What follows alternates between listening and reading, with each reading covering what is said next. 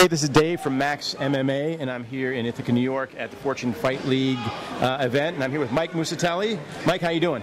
Pretty good. Awesome. Mike, first of all, you were here with some of your Thai Kai teammates. Tell me about what's going on here.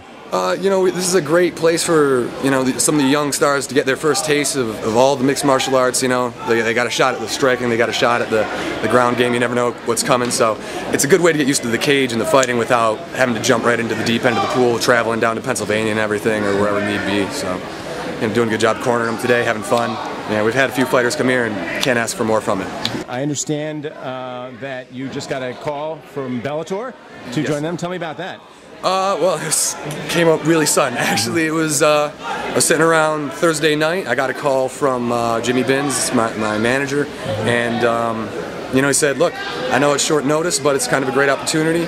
Bellator wants you to fight next Friday down in Mississippi, and I talked to them, set me up with a deal, and heading down there next week, going down to bring war, both short notice, but you can't look at this kind of opportunity and let it pass by. You gotta grab it while you can. What weight are you fighting, and is this going to be a tough cut for you? Not really. I usually don't walk around too heavy. At my heaviest, I usually get up to 220. I'm walking around. Actually, when I got the call, I was down at 215. I'm going to be fighting at 205. So no, it shouldn't be any problems making the weight, which is part of why I'm excited. I'm not going to have to worry about gassing. I try and stay really active, so I can even coach, things like that, and work with these guys.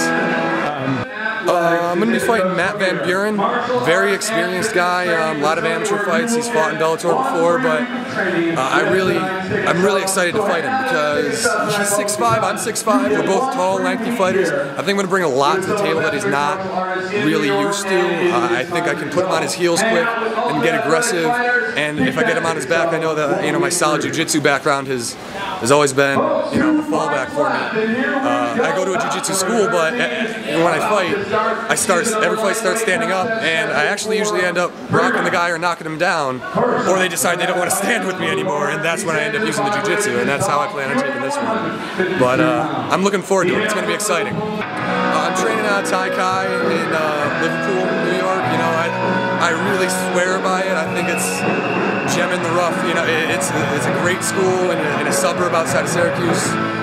Black belts, world-class Thai program, world-class boxing, outstanding wrestling coaches.